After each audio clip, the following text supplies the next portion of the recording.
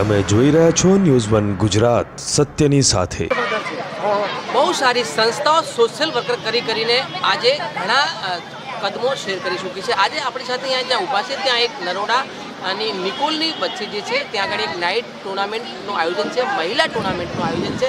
ત્યાં આગળ એક બે ત્રણ સંસ્થાઓ સાથે મળીને એ સંસ્થા જે પ્રોગ્રામને એમને આકાર આપ્યો છે। આપણી સાથે એ પ્રોગ્રામના ચીફ ગેસ્ટ ડૉક્ટર વિધિબેન પટેલ છે આપણી સાથે, વિધિ પરીખ આપણી સાથે, સોરી માફ કરજો, વિધિ પરીખ છે કેમ કે મારું ગુજરાતી ડુલુમ છે એટલે વિધિ પરીખ છે, એના ખાસ ચીફ ગેસ્ટ છે। અને આજે બેન મહિલાઓએ તો ઘણા શેર કર્યા, આજે સોશિયલ વર્કથી લઈ અને દેશના સર્વોચ્ચ પદ ઉપર રાષ્ટ્રપતિ જેવી ઘણી એવી સંસ્થાઓને એની સાથે કામ કરી રહી છે। નમસ્કાર, મારું નામ ડૉક્ટર વિધિ પરીખ છે, હું ગાયનેકોલોજિસ્ટ છું અહીંયા પરીખ હોસ્પિટલ્સ નિકોલમાં। આજે અહીંયા ખૂબ જ સુંદર રીતે બિપિનચંદ્ર રાગણીબેન બિપિનચંદ્ર ટ્રસ્ટ દ્વારા આયોજન કરવામાં આવી ગયું છે, જેને સપોર્ટ કરે છે અર્જુના સ્પોર્ટ્સ ફાઉન્ડેશને। ખૂબ જ સુંદર આયોજન કર્યું છે મહિલા ક્રિકેટનું। ટીવી ઉપર બધા જ જોતા હોય છે ક્રિકેટરને, એક ક્યાં તો એમ પણ મેચ ટુર્નામેન્ટ થતી હોય તો હંમેશા મેલ ટુર્નામેન્ટ થતી હોય છે। આજે પહેલી વાર જોઈ રહ્યા છે કોઈ મહિલા ટુર્નામેન્ટ થઈ રહી છે, જેમાં એમણે કીધું એમ કે મહિલા આજે દેશના ટોચ સ્તર ઉપર પણ છે અને ઘરનું કામકાજ પણ સંભાળે છે, જે ખૂબ જ સુંદર વાત છે। આજે અહીંયા ઓછામાં ઓછી 5 થી 6 ક્રિકેટ મેચ થઈ છે, સેમિફાઇનલ સુધી અત્યારે કમ્પ્લીટ થઈ ચૂક્યું છે અને હવે ફાઇનલ મેચ ચાલુ થવા જઈ રહી છે। બધી જ મહિલાએ ખૂબ જ ઉત્સાહપૂર્વક આમાં પાર્ટિસિપેટ કર્યું છે અને ખૂબ જ સારી રીતે બધા રમ્યા છે કે ક્યાંક હવે મને એવું લાગે છે કે ફ્યુચરમાં એક ફિમેલ ક્રિકેટ બનશે, જેનો બી વર્લ્ડ કપ બનશે।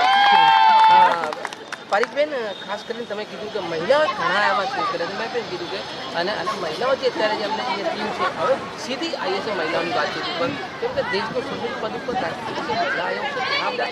લેકિન તમે એક ડૉક્ટર છો, તમારી ઉપર તમે ડૉક્ટર છો તો અલગ અલગ પરદેશમાં પણ ભણવાનું થયું, વિદેશમાં પણ ગયા છો, ત્યાંનું કલ્ચર અને અહીંયાનું કલ્ચરમાં કેટલો મહિલાઓ વિશે તફાવત છે?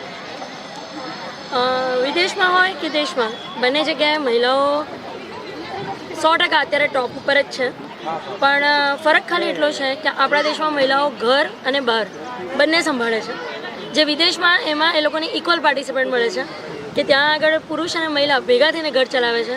અહીંયા વર્કિંગ વુમન હોવા છતાં બી એ ઘર તો સંભાળે જ છે અને તે છતાં બી એના વર્કિંગ જે પણ ક્ષેત્રમાં આગળ હોય છે એમાં એ ટોપ ઉપર હોય છે। બેઝિક એજ્યુકેશન એ આજ દિન સુધી ક્યારેય કોઈ પુરુષમાંથી થયું, હંમેશા મહિલા થ્રુ જ થયું છે। એ પછી પ્રી પ્રાઇમરી સ્કૂલ એજ્યુકેશન હોય કે પ્રાઇમરી સુધી, બેઝ હંમેશા સ્કૂલ્સમાં પણ ફિમેલ ટીચર્સ જ હોય છે, ભલે પછી આગળ જતાં કોઈ મેલ ટીચર આવે પણ એનું બેઝિક ઘડતર હંમેશા મહિલા કરે છે। ઘરમાં પણ બાળકનું નાનપણ જે 2 વર્ષ સુધી છે, બાળકને દવડાવવાનુંથી લઈને ખવડાવવા પીવડાવવાથી લઈને મોટું કરવું અને એને દરેક ક્ષેત્રમાં ટ્રેન કરવું, એ કામ પણ મહિલા જ કરે છે। સો આ વસ્તુમાં 100% પૂરેપૂરો મહિલાને આપવામાં આવશે। એ મહિલા માટે મારા તરફથી 100% હેડ્સ ઓફ છે। હું ખૂબ અભિનંદન આપું છું કે જે મહિલાઓ ઘરમાંથી બહાર નીકળીને આ ક્ષેત્રમાં આગળ વધી છે, આગળ વધ્યા પછી પણ પોતાના ઘરને પાછું નથી મૂક્યું અને ઘરનું એટલું જ સારી ધ્યાન રાખે છે, પછી એ ઘરમાં એમના માતા પિતા હોય કે બાળકો હોય એ બધાનું જ ધ્યાન રાખે છે। ખૂબ ધન્યવાદ અમારી સાથે વાતચીત કરવા મળતો। એ હતા પરીખબેન, જેમનું કેવું છે ડૉક્ટર છે પોતે અને એમને ઘણી એવી ટેકનોલોજી સાથે કામ કર્યું છે, ઘણી મહિલાઓ સાથે કામ કર્યું, પોતાનું હોસ્પિટલ ચાલે છે અને એમનું કહેવું છે કે જે દેશની મહિલા હોય યા સડકની મહિલા હોય, મહિલાનું જે ઘડતર છે એક દ્રઢતાથી થયેલું હોય છે અને ખાસ કરીને મહિલા જે મજબૂત હોય છે, એક મજબૂત બાળકને જન્મ આપે છે, એનાથી લઈને આખું એનું જે સંચાલન શરૂઆતથી જ મહિલા એનું ઘડતર આપે છે। એની બેસ્ટ ફ્રેન્ડ હોય તો એ મહિલા હોય છે, એ મા હોય, બહેન હોય યા પત્ની હોય, છેલ્લે સુધી મહિલા સાથે રહીને તમારું જીવન પૂરું થતું હોય છે। કેમેરા પર્સન કેતન સાથે ન્યૂઝ1 ગુજરાત, અમદાવાદ।